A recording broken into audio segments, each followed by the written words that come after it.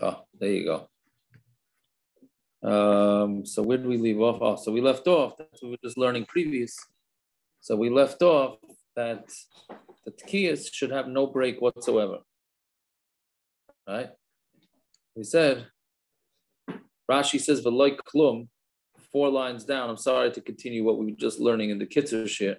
If you look at the Rashi, 4 thin lines down. So Rashi says, "V'loy klum, mashma dafilu hafsaka mu'etes lesta." Mashma that even the slightest break you should not have. Right? Which that's where we get into the whole Machlokes, whether the shvarim trua should be shvarim trua, like 222, whatever it is. That's that whole issue. For those that want to be ma'ayin in the sugya, you can get the recording from that kitzah shir that we just did. Okay, so Erev Shabbos Shabbat Chag. 4 lines down on Daf Nun Hey Amud Aleph. Right, so Erev Shabbos Shabbat Chag. Nun Hey or Nun Dalet? What did I just say? Nun Dalet. I'm sorry. Nun Dalet Amud Aleph. Yeah. 3rd to last Daf in Sukkah. So we said that on Shabbos there's 48 kailas. 48 the shofar is blown 48 times. Right? So Gemara says V'ilu lamala asiris loikatani, when it lists off all the times that they blew the shofar in the Beis Hamikdash on Shabbos, it didn't say that they blew shofar on the 10th step, which we learned 2 blot ago. I'm sorry, no, it was yesterday's daf, that you do blow when they're going up the Shir Amalis. There's 15 steps. So we said on the 10th step, right? On the 10th step, they blew shofar. We said teika, which did it really mean the 5th step, or did it mean the 10th step? Or whatever it is, that's what they did. And so how come it wasn't part of the counting? Again, Vayilu Lamala Asiris Loikatani, it didn't say on the 10th step. So we say Masnisan money, who's our Mishna like Rabbi Elazar ben Yaakov. It goes like Rabbi Elazar ben Yaakov, the Tanya that he learned in the Rebbe, Shalosh Lamala Asiris. They blew 3 blows for the 10th step. Rabbi Elazar ben Yaakov Shalosh Agabi Mizbeach. They did 3 on top of the Mizbeach. And that's it. They didn't do anything on the 10th step. So that's who this mission is going like.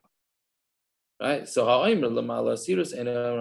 one who says that they blew on the 10th step held that they don't blow it on top of the Mizbeach.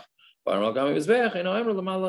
the one that says that they blew 3 blasts, 3 shofar sounds on top of the Mizbeach said that they don't do it on the 10th step. So we have a Machlokes whether the 3 koilos was on the steps or was it by the Mizbeach. What's the pshat in the Machlokes? My time of the Rabbi Elazar ben Yaakov. Why did Rabbi Elazar ben Yaakov hold that you blow 3 koilos on the Mizbeach and not on the steps? So kiva the taka lepsichas sharim, since they blew the shofar when the gates were opening, the mala sirus lamali the taka, why they need to blow for the 10th step? I love sharhu. It's not a gate.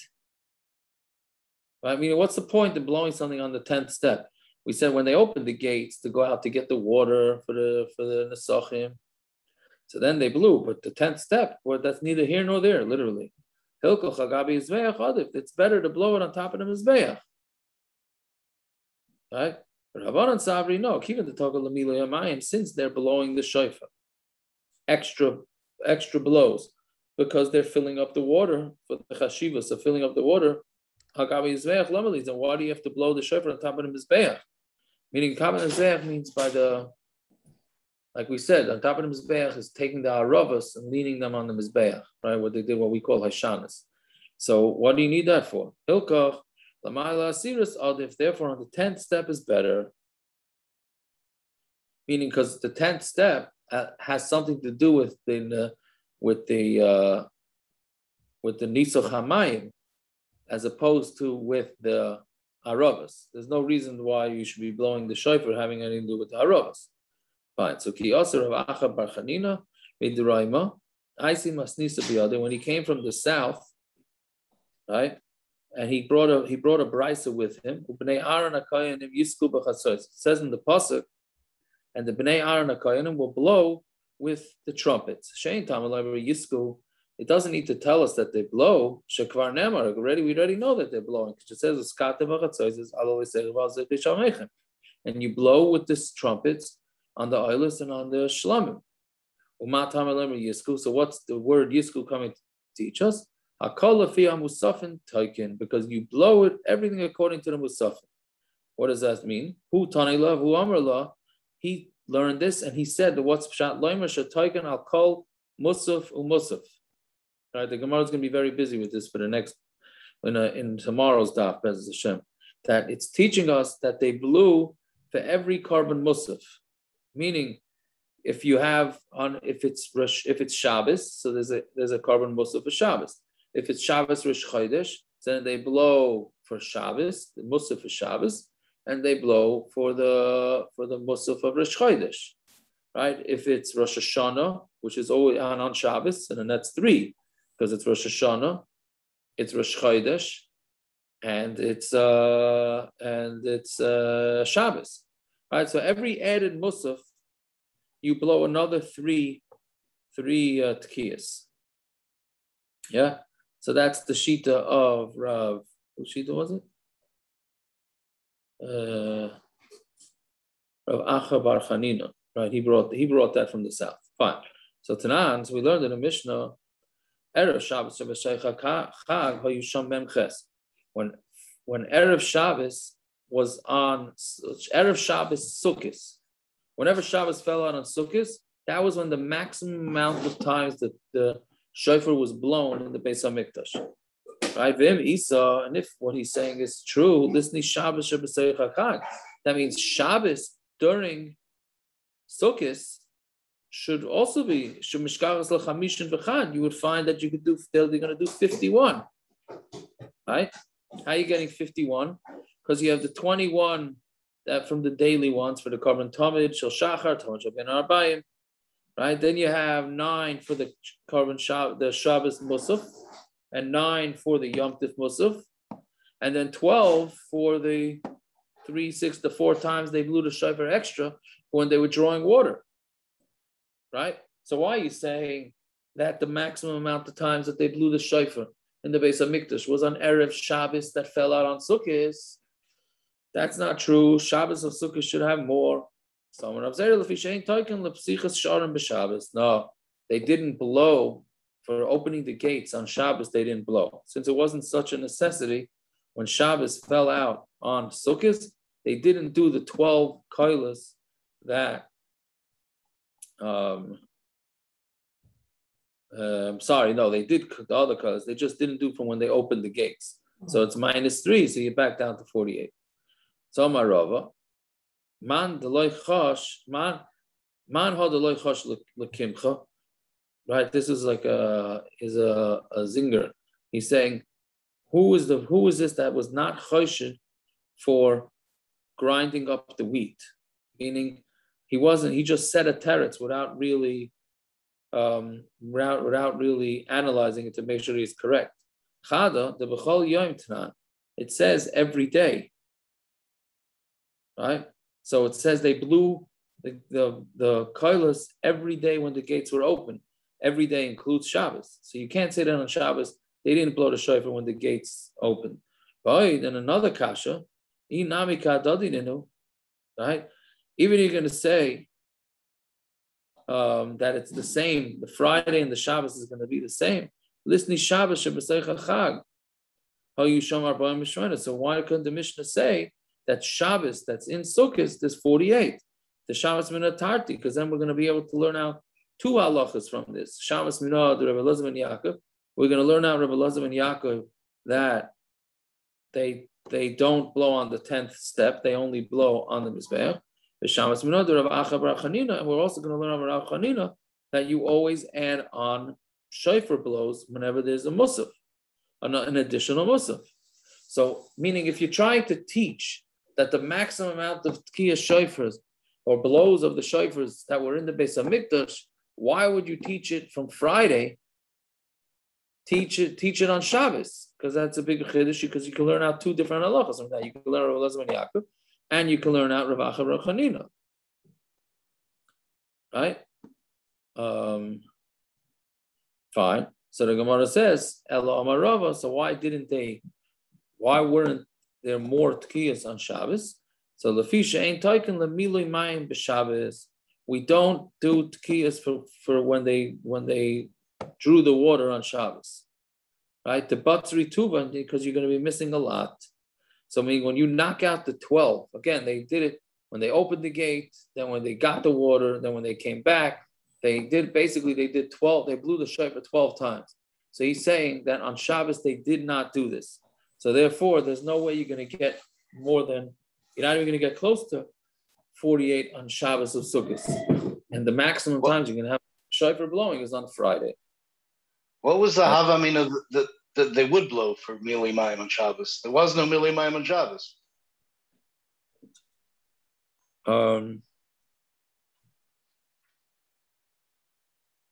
Right.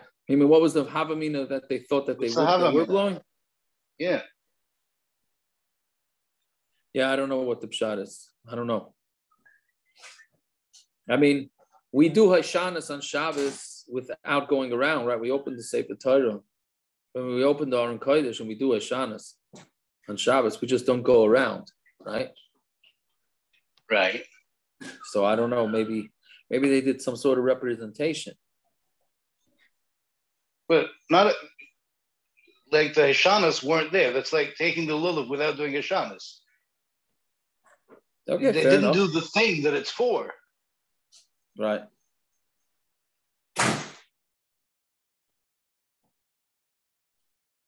I hear. I don't know what the pshat is. Okay, so then the Gemara asks, for listening Nami Rosh Hashanah Shechali is b'Shabbos. Why don't we also say Rosh Hashanah that fell out on Shabbos? Theee tlasa mussafin. There you have 3 mussafin, like we said before. You have Rosh Chodesh, you have Rosh Hashanah, and you have Shabbos, right? Yeah, you have mussaf the Rosh Hashanah, mussaf the Rosh Chodesh, mussaf the Shabbos, and that will give you 48. So we say Erev Shabbos it's no. You need to talk. We need to say that there's a chiddush to be said when it's Erev Shabbos that falls out on Sukkot. Lashmina could Rebbe Eliezer ben Yaakov to tell us like Rebbe Eliezer ben Yaakov, right? That the 12 extra tkiyas for the Nisuch Hamayim, for the water drawing, was not on the 10th step, it was by the Mizbeach. Right? So Gemara says, Atu mika amri lisni ha v'loy lisni ha. Who says you have to learn this one and not the other case? Why don't you just say all the cases? Meaning, we're not saying learn one case more. Meaning, the Gemara right now is saying you have 2 options of 48. Again, just to rehash, we're talking about how many times in the Beis HaMikdash they blew the shofar, right?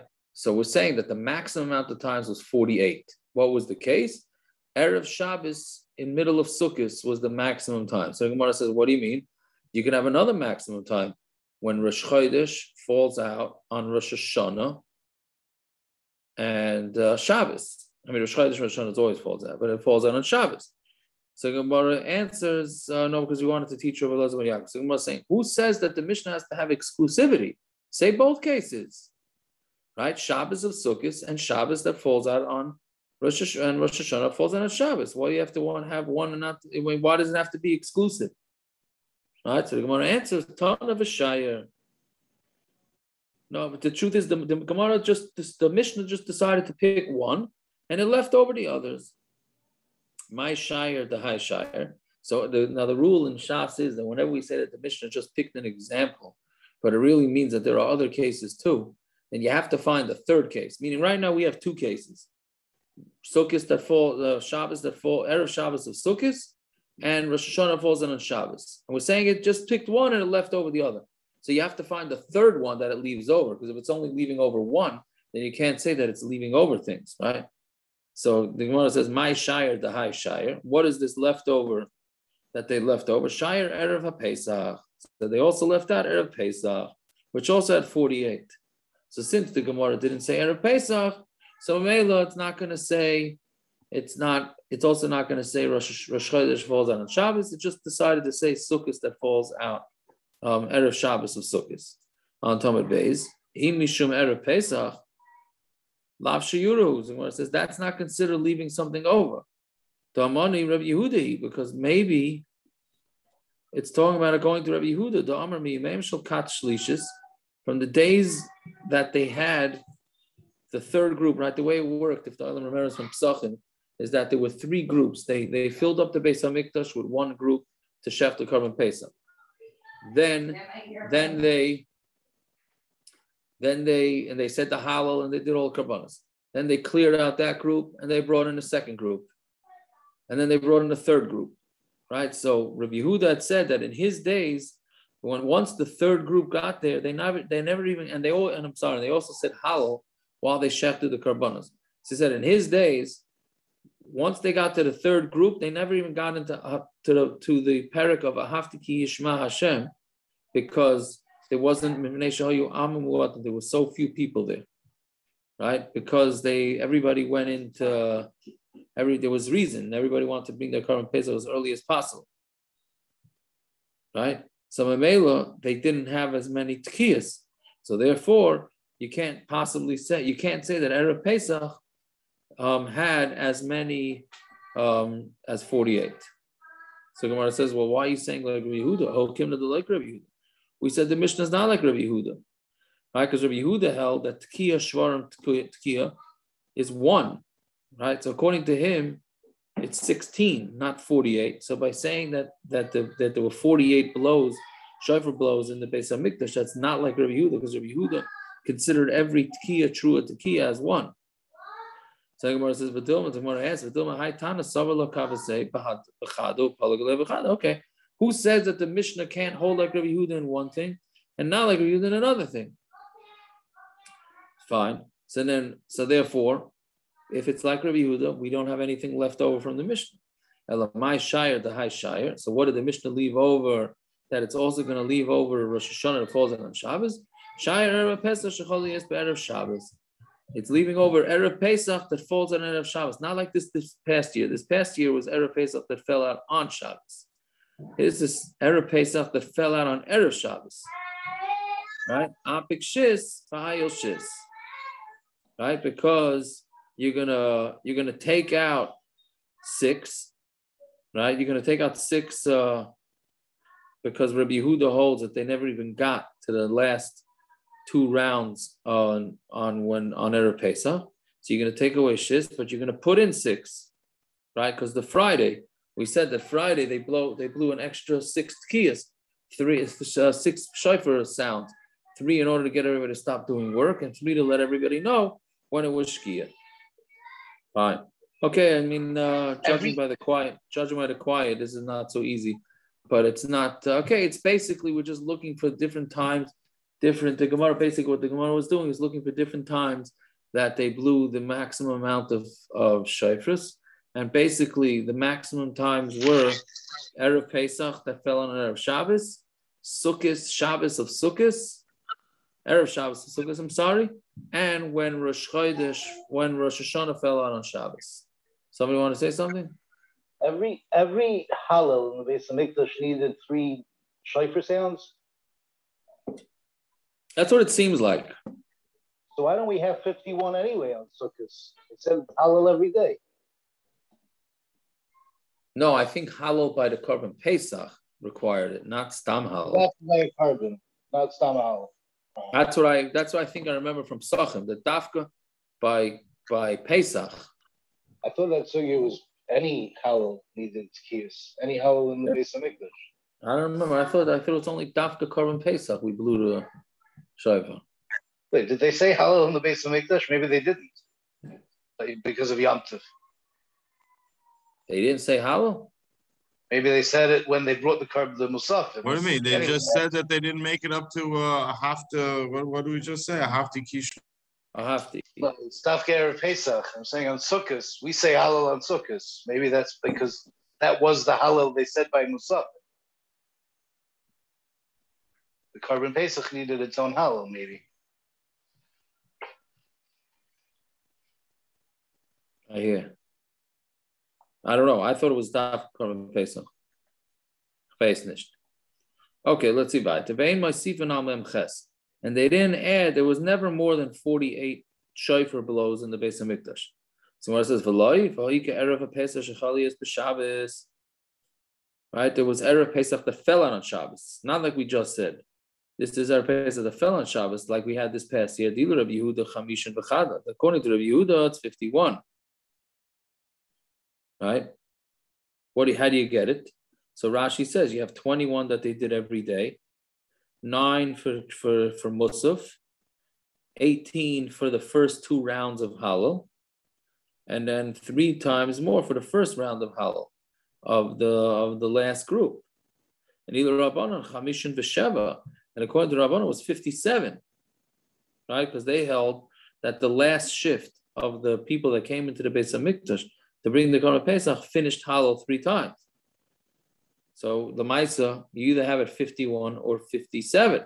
So how can our Mishnah say it was only 48? It was the maximum. So I'm going to answer is Kikatan immediately. No, we're talking about scenarios that happen every single year.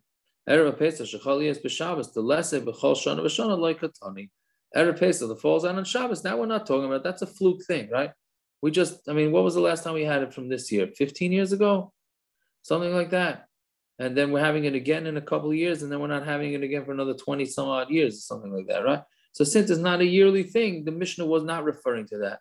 The Mishnah was only referring to something that comes in, year out. So every Sukkot has a Shabbos. Oh, so Gemara says, is that so? Are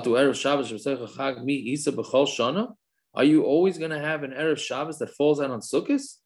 Zimnin, right? Sometimes you may not have an Erev Shabbos on Sukkot. How? Well, how would that be? Let's say the first day Sukkot is Erev Shabbos, right?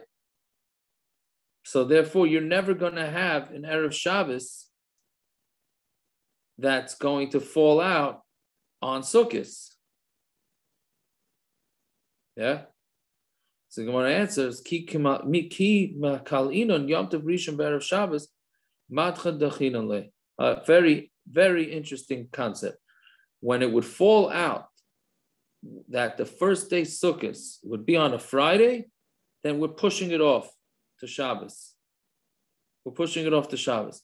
If we see that the first day of Sukkot is going to be, the Chachamim saw that the first day Sukkot is going to fall out on Shabbos, then they just pushed it off. How did they push it off? By making Elul 1 day longer. Normally Elul is 29 days. Every Elul is 29 days. But the Chachamim looked and they said, we have Sukkot falling out on Erev Shabbos, so we're going to push it off a day. Why? So why? Let's see, to my time. Why? So Kivin de Ikali Yom Tov Rishon Shel Chag Liyos Erev Shabbos. If the first day Sukkot would fall out on Erev Shabbos, then that means Yom Kippur is 5 days before that. Yom Kippur Emas Havi. When is Yom Kippur going to be? Bechad b'Shabbos. That means Yom Kippur is going to fall out on a Sunday. We push it off because we do not want Yom Kippur falling out on a Sunday. Right? And there's a couple of reasons for that. That means if somebody died on Shabbos, they won't be able to be buried until Monday.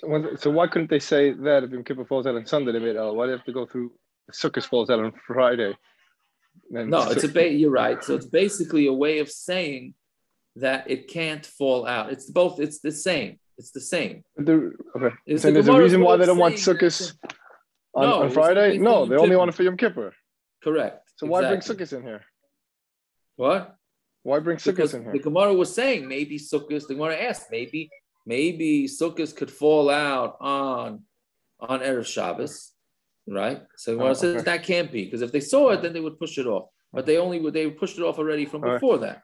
I mean, we'd rather Sukkot be on Shabbos and the first day where you're not going to take your lulav. That's okay. That's a good question. Meaning, if Sukkot the first day fell on Shabbos, we're okay with that. They wouldn't push that off. That they would allow to happen, and then you'd have an issue with your lulav and esrog. Right. But that's not as big of an issue as this. I hear. Meaning they're playing with it anyway. So why not make it a perfect day? Make it on a Monday, Tuesday, Wednesday, like whatever the case is. But if they're playing with it anyway, Why get into the Shabbos at all? Oh, David, what are you going to play? What are you going to move? How many days? You're going to move it 3 days? Well, so it's okay to move it 1 day, but it's not okay to move it 2 1 days? day in a month, we do it. The 20, some days are 29, some days are 30. Yeah, but he's saying, no, I think what he's asking, I hear the kasha, is that, so why don't we want Yom Kippur on a Sunday? For 2 reasons. Either because somebody dies on Shabbos. But you're not worried about the deraisa of Lulav on Shabbos. Yeah, that's a Gishmaka kasha. It's a good kasha. Wait, you just said... How are you going to move it? How are you going to move it legitimately? The Chacham moved it 1 day. So then just leave it. So just leave it. Right, like Gershon said, what's the problem with the mace? No. There's no tzedakah. Hey, Simon's not on. Simon's on. Is he Simon on? again. We're on with the mace. When Simon comes on, we discuss. I'm here. I'm saying we're discussing Mason again. We say, why not just move it to the child? He said that the way they did it was move it back a day. They made Elul 29 days instead of Lamed. So they would not it to Thursday, not to Shabbos.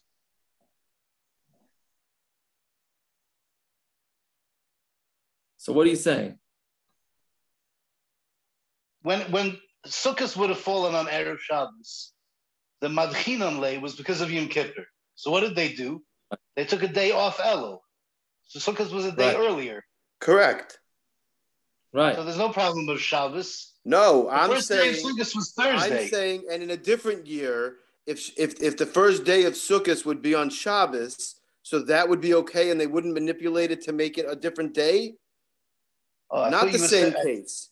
I'm not saying the same case. A different year. So to have Sukkot the first day of Shabbos, but that's they didn't okay? manipulate Sukkot. They manipulated Yom Kippur. Okay, but by manipulating... Well, they manipulated Elul. Whatever you want to call it, but it was because of the reason so was why Yom not Kippur, manipulate? not Why not manipulate it whenever in other cases also? For some reason, Yom Kippur was a bigger issue than Sukkot. And they didn't mess around with the whole that we got. The question is why. If that's the answer, then okay. And the bigger Kiddush is the other. If that's a bigger issue than Sukkot, then fine. Right. The mace issue is okay. You could hear that. You know, people are going to die Shabbos. They can't get buried for 2 days, which just shows you the importance of burying the dead soon. But the other reason that you're not going to have gishmak of vegetables for your vegetables are going to be busted up for matzah. Well, you see how important vegetables are. We mock them. See how important vegetables are.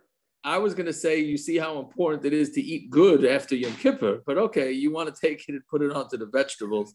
I don't know. But you do see the importance of eating. I don't know. It's an interesting thing. Okay. So then the Gemara says, this whole kasha of Zimnan delay Mishkachasla is stammen interesting. I mean, today our calendar is Le'ad Rosh, so it can't, because the Luach is built that way. Presumably, before Le'ad Rosh came along, this case was not a regular case. By the way, he means by Le'ad Rosh. When he means Le'ad Rosh, he's saying Aleph, Dalid, and Vav cannot be Rosh Hashanah. Adu Rosh. You can't have.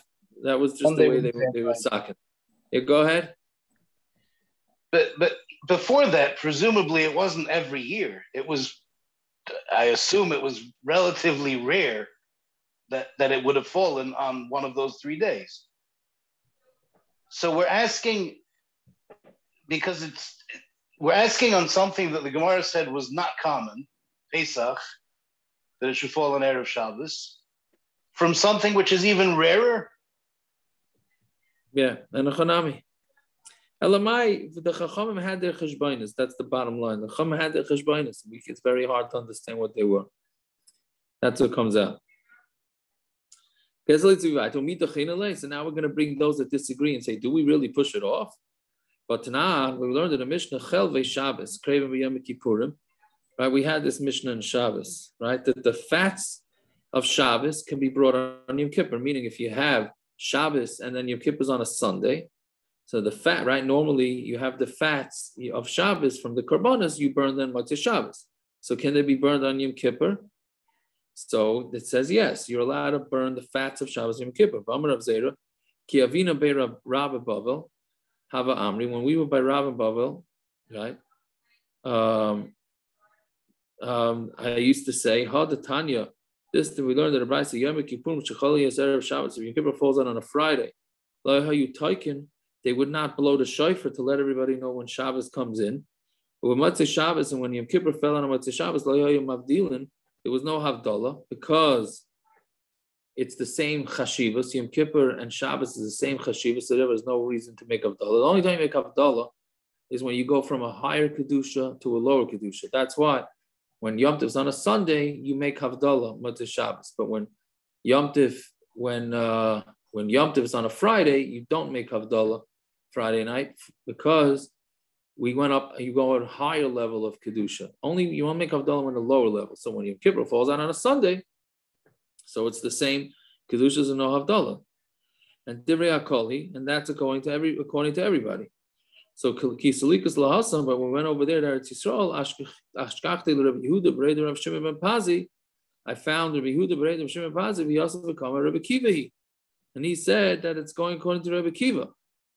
Whatever that is, right? Meaning that the Machlokes of whether they blew the shofar for Friday, didn't, is Rabbi Kiva. Point is, you see very clear from this Mishnah that Yom Kippur could have fallen out on a Sunday or a Friday.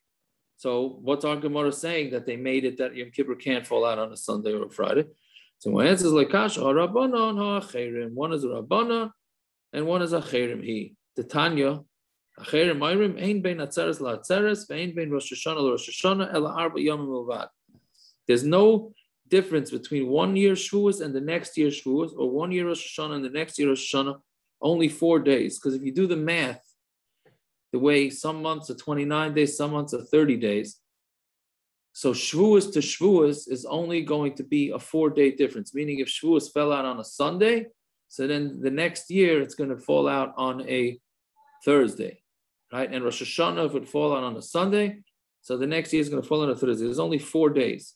But if it was a leap year, because there's an extra month, then it would be 5-day difference. Right? Oh, but who says? Maybe they would add on this day or take away this day from Elul because they don't want Yom Kippur to fall out on a Sunday, and maybe there would be a bigger discrepancy, either a bigger or a smaller discrepancy of 4 or 5 days. So Elamai, it must be that they would never adjust Elul in order to change Yom Kippur. So it comes out, it's a Machlokes Tanaim whether they would allow Yom Kippur to be on a Sunday. Fine. So Zog the Gemara, Frek the Gemara, second line down, second wide line down. Meisvei Rosh Chodesh Shechaliyas b'Shabbos.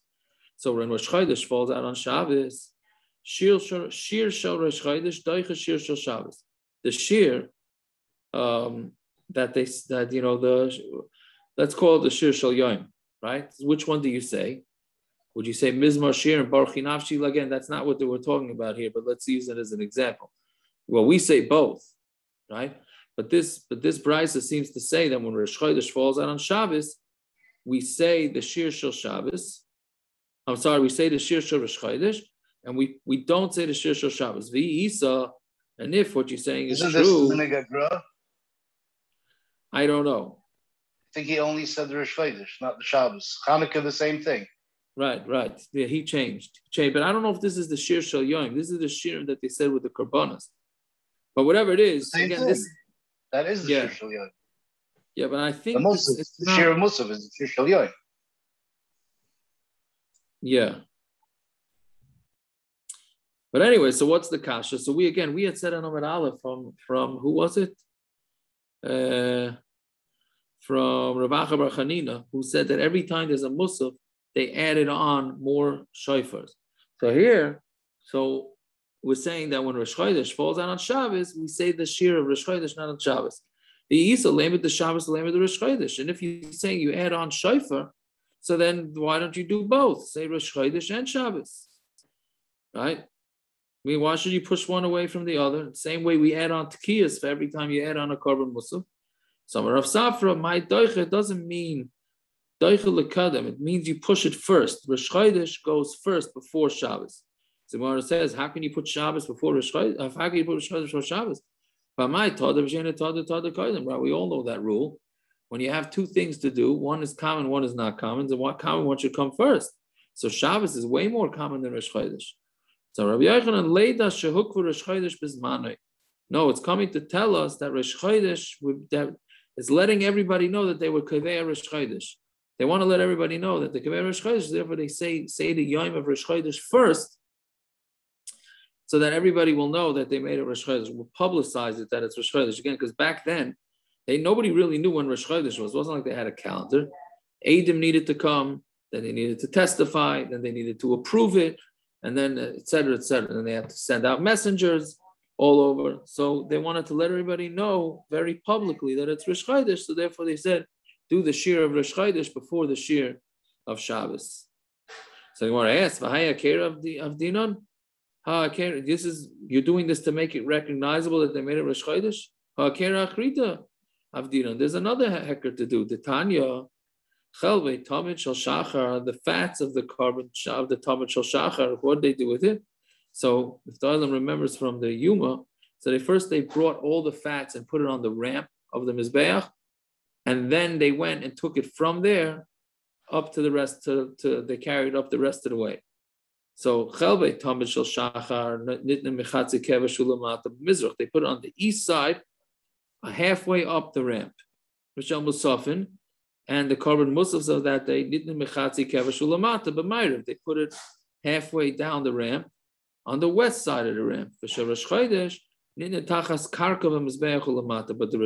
ones, they put it on the karkav of the Mizbeach, meaning on the top half of the Mizbeach, right? Which is the thing that's right on the top of the ramp of the Mizbeach. So what's the pshat? V'amar on Talmud Aleph now. Why they do the Rosh Chodesh different? Why they put the fats of Rosh Chodesh higher than the others? So that's to tell everybody that Rosh Chodesh was kavua. They were making Rosh Chodesh at the proper time. So everybody had a way to know. Everybody had a way to know that it's Rosh Chodesh. So why do you need to make that the shir of Rosh Chodesh comes before Shabbos? Everybody knew it was Rosh Chodesh from this other way. So my answer is no. Treya Kera Abdinan. They needed two things to let everybody know. Hakera mean recognizable. Two things to make everything recognizable. The chazi hai chazi, the chazi b'hai chazi. Because some saw this one and some saw that one, right? Meaning, if case somebody didn't see where the fats were on the Mizbeach, so then they knew from the Shir Shoyim, right? Meaning, each one saw whichever one that they saw, and therefore everybody would know clear and well that it's Rosh Chodesh. Okay, we'll stop here. The Gemara is going to continue asking on this opinion for the rest of this Amud. About this opinion that for every extra korban mussaf they blew 3 more tekiyas. All right, fine. Good night, everybody. Yeah, we don't even catch a break at the end of the Masechta. What do you mean? Usually we get away with a half Amud sometimes. I know. Yeah, this is a full one. No, yeah, no cheating with this one, man. No cheating. I know with this you get a full Amud.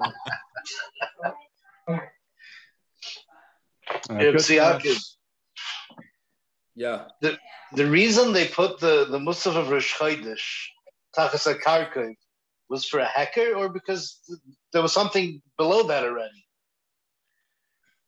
I don't know. It says for hecker. No. I mean, where should they have put it? I don't know. Also, if the Talmud was still there, what kind of hecker is there? You just now have more pieces of animal. Right. They don't merge together. What do you mean? Was there some visible sign on the kevesh of the Mizbeach? Was there a line where they put the Talmud up to where it could go? I don't know. I don't understand what hecker this is. I seemed like it was just different than the other facts. That's all. I can actually make a normal Myers. I'm gonna go. Oh, okay. Go quick. The Chelbei Talmud, there's not that much. It was a lamb. You're talking about 16 amos of kevesh. There weren't 16 amos of Chelbei Talmud. I would hope just not. Thinking, right. So that's why it's a hecker. So they put the Talmud there, and then 10 amos further up was the Rosh Chodesh. technically it could have gone in the same area. I hear. Oh, maybe, but then they did that with the other korbanos too, right? The what? Well, they put one on the right and one on the left, but yeah. So that's just to differentiate between Talmud and mussaf. Could be. Don't know. All right. So Shikaya. Start the cutting out of it.